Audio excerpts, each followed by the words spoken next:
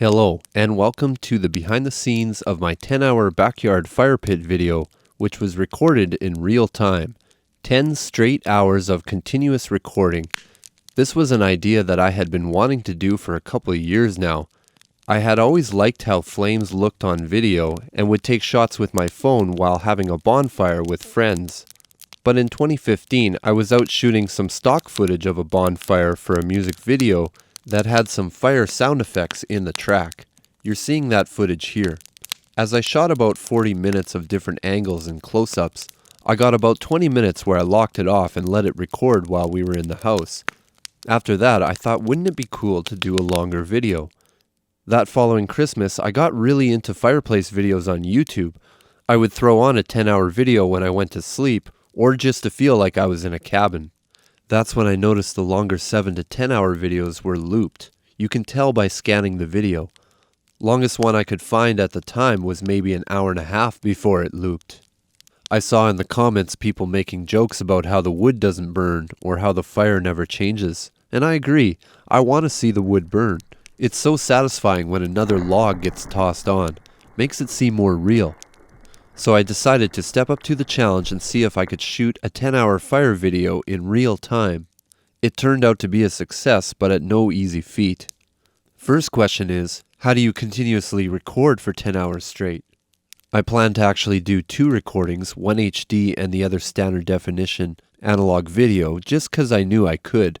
For HD, I captured the Sony EX1 camera feed via SDI output into my Blackmagic ATEM TV studio switcher, which has a real-time H.264 encoding function that compresses the video recording on the fly, which allowed me to keep the file size small enough to fit on a hard drive.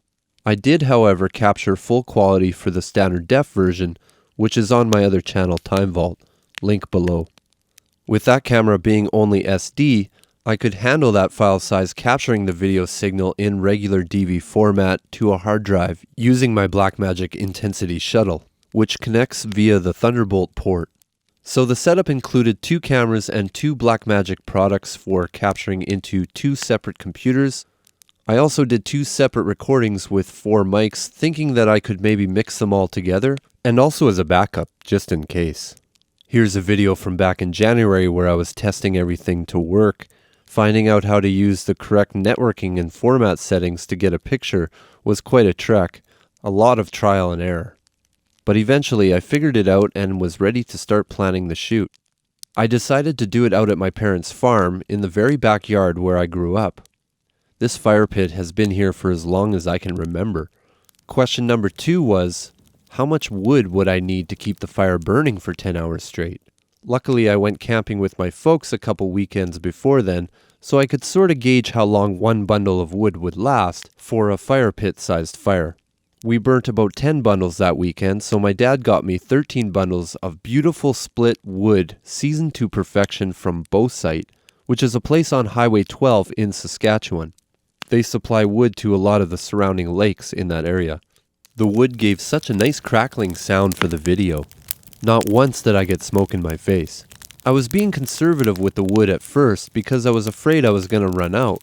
I did add more and more as time went on, but with this being pine, it burned a lot slower than I expected, so I actually only used 7 or 8 of the 13 bundles. The shoot went better than I expected. I started around 8:30 p.m., basically as soon as it got dark, and went until about 7:30 a.m. And that's why you see it change to a wider shot for a couple minutes at the end, just to show where it was and what the pit actually looked like in the daylight. I really wanted to show that progression through the night, so that if people use this video to fall asleep, they could wake up to a morning fire. I was also very anal about sound. I made it very clear to my parents that this needed to be a solitary experience because I wanted the clean audio just as much as the visual. I really lucked out because it's harvest season, and normally at this time and the night just before I was planning to do it, Dad said there was combines in the fields, and they usually go into all hours of the night. I honestly couldn't believe how quiet it was. I felt like I could hear kilometers away. Just nature. Heard crickets, coyotes howling, apples falling, birds chirping closer to the morning. Earlier I had gotten Dad to turn off the yard light, and that was the best decision ever. The stars were out on full display. I could see what looked like the Milky Way, and with my Skyview app, I could map all the planets and star constellations. It's really amazing what you can see under the clear black sky in the country without light pollution. I had a blanket and a pillow, so I spent a lot of time laying there just gazing up at the stars, listening to the crackle of the fire. If I got tired, I would go for a walk around the farm in the moonlight until the early morning, where I would go to the top of the hill to see the sunrise. When I finally reached the 10th hour and eventually hit stop on the captures, I was so stoked on how well it went, I couldn't sleep. I packed up and headed to the city to start the upload process. After spot checking audio, I noticed an issue with the best sounding mic. It sounded like wireless interference, even though it was hardlined. The sync of the separate audio recordings didn't quite line up as good as I thought either, so I had to cut it up into small clips to sync it. These issues and a little impatience resulted in me exporting this 50-hour render 3 times. Every project you learn something. Anyway, I hope you enjoyed this video. I want to thank my parents for letting me do this project on the farm, and especially my dad for getting me the wood. It truly was a healing, soothing, relaxing experience, and this video will remind me of that night forever. Thanks for watching, and check out my real-time 10-hour fire pit video.